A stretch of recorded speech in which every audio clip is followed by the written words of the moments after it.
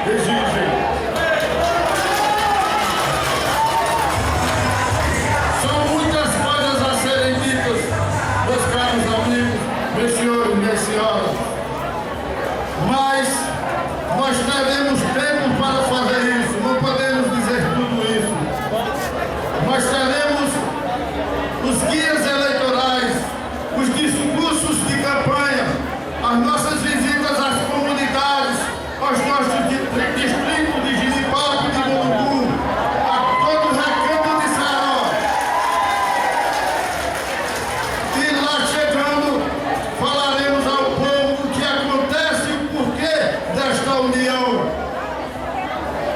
porque é preciso mostrar à população que cada dia se decepciona mais, cada dia se afasta da política, sobretudo os jovens, as pessoas mais simples, porque são esquecidas, não são ouvidas, não são valorizadas, então se distanciam.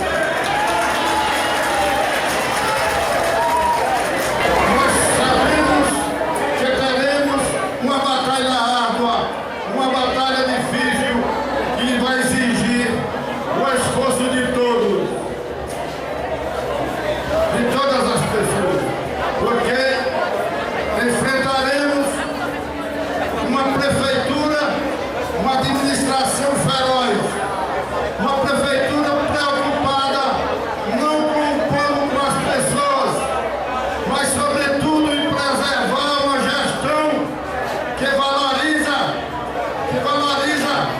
as questões individuais, os interesses particulares, os interesses de grupos. Por isso precisamos inovar e convocar a população para juntar-se a nós nesse projeto político que ora desenvolvemos para Ceará. E como eu já disse, sobretudo os jovens e as pessoas mais simples. O jovem, porque será ele que amanhã estará aqui falando de suas ideias, de seus pensamentos, de seus projetos. As pessoas simples e humildes, porque é justamente dela que vem mais valorosas,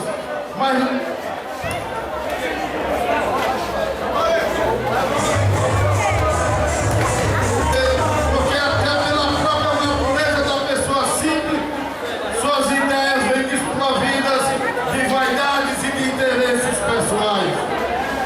Já conversei com a minha colega de missão, a nobre companheira Chile, dessa necessidade de buscarmos as pessoas para que elas se ajuntem a nós.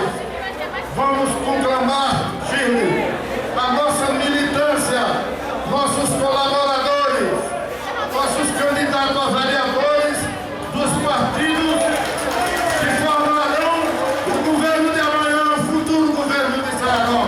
Vamos dar as mãos nessa luta. Já contamos com o empenho, com a dedicação de lideranças consolidadas, que aqui já falou, que elas estão distribuídas por aí, que estão empenhadas